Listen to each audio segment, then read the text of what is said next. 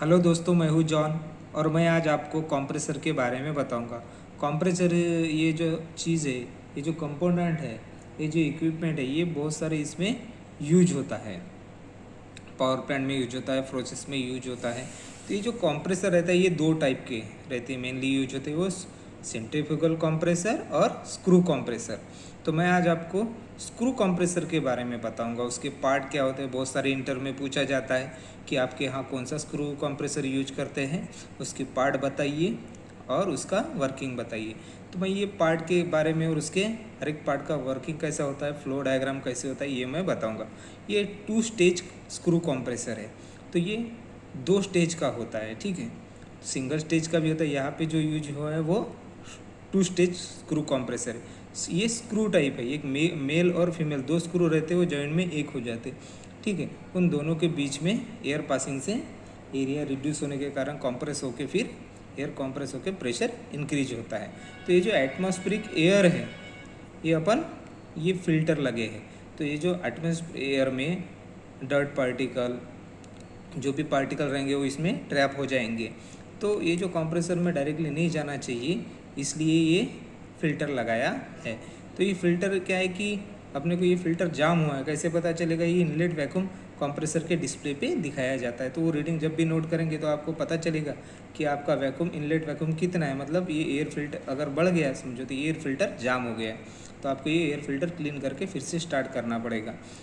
उसके बाद आता है एयर इनलेट वाल। एयर इनलेट वाल इसलिए लगाया जाता है कि जैसे कंप्रेसर को लोडिंग और अनलोडिंग करना है, तो ये सोलेनॉइड वाल से ऑपरेटेड होता है। ये कई पावर सिलेंडर भी लगा रहता है, ठीक है। तो ये समझो अभी मेरे को अनलोड करना है कंप्रेसर, तो कंप्रेसर को एयर नहीं चाहिए, तो ये एयर इनलेट वाल ऑटो में क्लोज हो जाएंगे, मतलब कंप्रेसर को एयर आना बंद हो जाएगा और ये अनलोडिंग में चला जाएगा। तो डिस्प्ले पे अपन अनलोडिंग लोडिंग सेट पॉइंट डालते हैं, वो सेट पॉइंट से ही लोड हो जाता है। तो यहाँ से ये फर्स्ट स्टेज में आया, ये फर्स्ट स्टेज, ये सेकंड स्टेज। यहाँ पे दोनों साइड में स्लीव्स लगाया रहता है, मतलब ये जो एयर है, यहाँ पे ऑयल रहता है और इधर से एयर रहता है। एयर और ऑयल मिक्स नहीं होना चाहिए, इसलिए दोनों साइड में स्लीव्स लगाया जाता है। ये टर्निंग गियर है, ये रोटेट होते रहते हैं, ठीक है। तो यहाँ पे ऑयल का जैकेट रहता है। तो ऑयल जैकेट इसलिए रहता है कि कूलिंग करने के लिए, एक तो लुब्रिकेशन के लिए और दूसरा कूलिंग के लिए। तो ये जो फ्रिक्शन से क्या होगा, कंप्रेसर रोटेट होगा तो फ्रिक्शन होगा, फ्रिक्शन से क्या होगा, हीट जनरेट होगा। तो ये हीट को रिड्यूस करने के लिए, कंट्रोल करने के लिए अपन ऑयल का जैकेट यूज करते हैं। और ऑयल फिर क्या होता है, ऑयल में सम में जाता है। तो ये जो ऑयल से सम से फिर क्या होता है, ये फिल्टर होके फिर से उसको कूल करना पड़ता है। कूल होके फिर कहाँ से, फिर से इसमें लुब्रिकेशन के लिए चला जाता है। तो ये जो ऑयल का प्रेशर है वो किससे मेंटेन करते हैं, ये स्प्रिंग से मेंटेन करते हैं। ये 2.36 बार प्रेशर रहता है। तो आपको समझ गए, यहाँ पे ऑयल का जैकेट रहता है, कूलिंग के लिए यूज होता है। और वो ऑयल गर्म होने के बाद फिर से अपने को ठंडा करके फिर से इसमें लुब्रिकेशन के लिए देना पड़ता है। तो इसमें जो भी पार्टिकल रहेंगे वो ऑयल फिल्टर में ट्रैप हो जाएंगे और उसके बाद ऑयल को कूल करके लुब्रिकेशन के लिए भेजा जाएगा। तो ये जो स्प्रिंग से अपन प्रेशर मेंटेन करेंगे। तो ये हुआ ऑयल का लुब्रिकेशन का और कूलिंग का पर्पज के लिए। और ये ऑयल फ्री है, मतलब ऑयल और एयर मिक्स नहीं होता, ठीक है। तो आपका एयर इनलेट वाल्व से फर्स्ट स्टेज में आ गया। फर्स्ट स्टेज से निकलने के बाद क्या होगा, ये जो ऑयल का टेम्परेचर है ये बढ़ेगा, क्योंकि due to friction air temperature increases, ठीक है। तो एयर का टेम्परेचर अपन इंक्रीज होता है तो उसको ठंडा करना पड़ेगा, क्योंकि ये सेकंड स्टेज में आने से पहले अपने को ये जो एयर है उसका टेम्परेचर नॉर्मल होना चाहिए। क्योंकि जितना ज़्यादा एयर टेम्परेचर मेंटेन रहेगा उतना ज़्यादा एयर के मॉलिक्यूल क्या होंगे, ज़्यादा डेवलप होंगे। मतलब इसका एयर का टेम्परेचर समझो ये 180 है और 180 पे अपन कंप्रेस करते हैं तो उतना अमाउंट ऑफ एयर मॉलिक्यूल अपने को मिलेगा नहीं, इसलिए इसको कूल करना पड़ता है। तो इसलिए ये कूलर लगाया, ये फर्स्ट स्टेज के लिए कूलर लगाया, इसलिए इंटर कूलर बोलते हैं, ठीक है।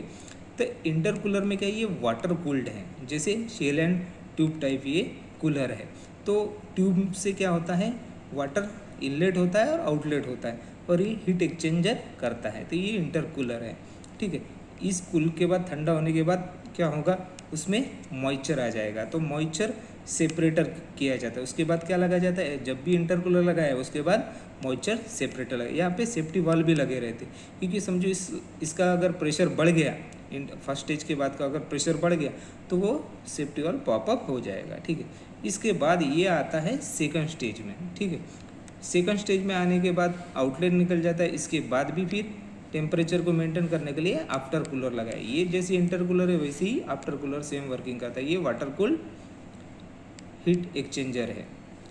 ट्यूब के अंदर वाटर रहता है और बाहर से एयर रहता है। उसके बाद मॉइस्चर सेपरेटर है, सेम ऐसे यहाँ पे जैसे मॉइस्चर सेपरेटर यूज किया वैसे ही सेकंड स्टेज में भी मॉइस्चर सेपरेटर यूज करते हैं। उसके बाद एनआर भी आएगा।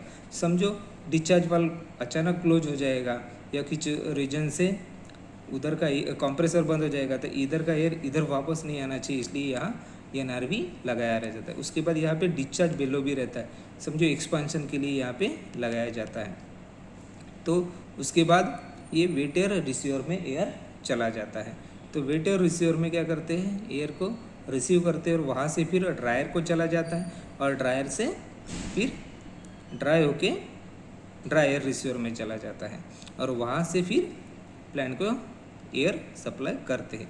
तो ये जो कंप्रेसर है ये वाटर कूल्ड कंप्रेसर है। तो जहाँ जहाँ कूलिंग सिस्टम रिक्वायर्ड है वहाँ पे ये वाटर का कूलिंग रहेगा। जैसे इंटर कूलर में हो गया, ये आफ्टर कूलर में हो गया, ये ऑयल कूलर में हो गया, 3 जगह वाटर यूज किया जाता है कूलिंग के लिए। ठीक है, तो इस तरह से ये फ्लो डायग्राम है और इसमें ये पार्ट है। तो बहुत सारे इंटर में पूछा जाता है।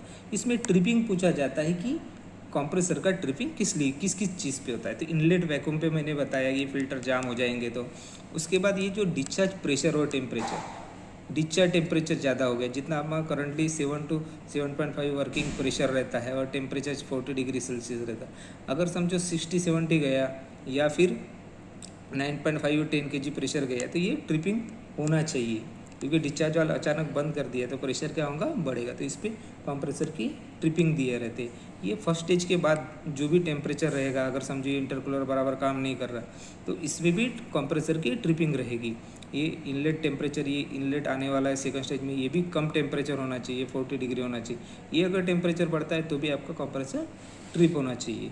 और ये आउटलेट प्रेशर और टेम्परेचर भी कंप्रेसर ट्रिपिंग होता है। ये जो ऑयल का टेम्परेचर यूज करते हैं ये भी ज़्यादा नहीं जाना चाहिए, इसमें भी आपका ऑयल का ये जो बियरिंग ऑयल है उस पर ट्रिपिंग रहेगा। ये ऑयल का फिल्टर का डीपी है, ये भी बढ़ गया तो आपका कंप्रेसर ट्रिपिंग होता है। और इसमें इनलेट आउटलेट जो वाटर है उसका टेम्परेचर और प्रेशर अपने को मेंटेन करना पड़ता है। तो जब भी अपन कंप्रेसर चालू करेंगे इसमें एक बात मेन ध्यान में रखेंगे कि ये जो कंप्रेसर है ये पहले कूलिंग वाटर सिस्टम चालू होना चाहिए, इसका डिस्चार्ज वाल्व ओपन रहना चाहिए, ये सब चीज़ें ज़रूरी है। उसका पावर ऑन करने के बाद फिर पैनल से अपने को चालू करना चाहिए। तो ये जो पैनल है, ये पैनल जो रहता है उसमें पैनल में अपने को स्टार्ट कैसे करना है, ग्रीन कलर से स्टार्ट होगा, रेड कलर से स्टॉप होगा, एक इमरजेंसी बटन होगा।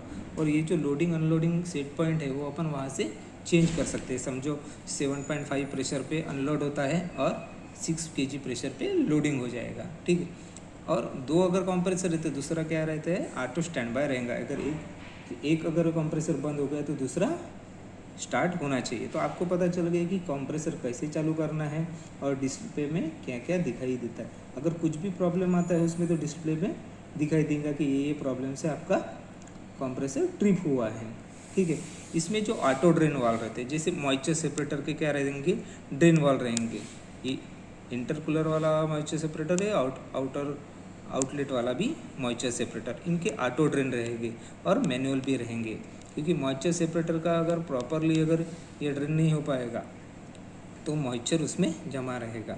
ठीक है, तो ये मेन चीज़ है। और उसमें पूछते हैं कि लोडिंग अनलोडिंग कैसे होता है। ये इनलेट वाल्व से लोडिंग अनलोडिंग होता है।